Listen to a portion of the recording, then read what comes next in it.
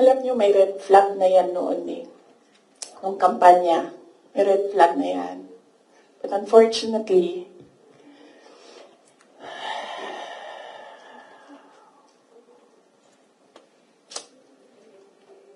hindi ko naisip na ganun kalala yung insincerity. Nangangampanya kami. So pag nangampanya ka, meron talaga yan. Natural yan na magdala ng papel. Ganito. Pag ikaw politiko ka, alam mo na yan.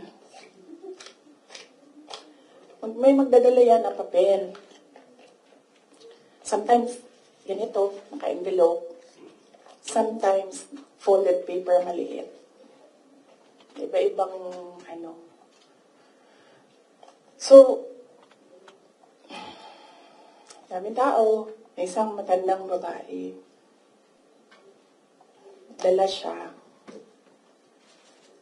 Tiningnan niya. Ayaw niya tanggapin. Ayaw niya kunin yung papel. So, ang ginawa ko, para that person will not feel bad, sabi ko, ako na lang. Ginawa ko. Mabilis lang kasi yun. Kasi, motorcade. So, mabilis yan. Pag ganon, gumanon, ginanon, ako na lang. Tapos, tinanong ko, may number. Sabi niya, meron. Pag politiko ka, alam mo na yan dapat, diba? So, doon sa truck, binasa ko. 1 page lang naman, binasa ko.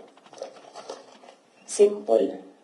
Request of 5,000 pesos for livelihood. Tumingin siya sa akin. Sabi ko, ako na bahala nito. Maliit lang na bagay ito. Ako na. Sabi niya, okay, sige. Yan lang.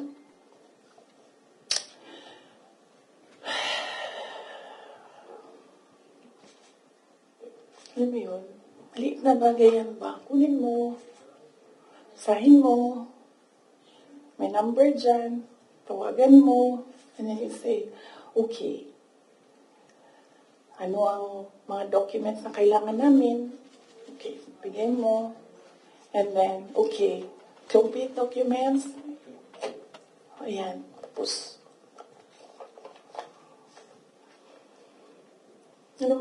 for some people, wala lang yung 5,000. But for other people, 5,000 is everything. And merong governor ngayon, hanapin niyo siya. Hindi siya nag-BBM. Kasi, at first ayaw niya sabihin. Ayaw ko sabihin yung pangalan niya kasi ayaw niya talaga ikwento.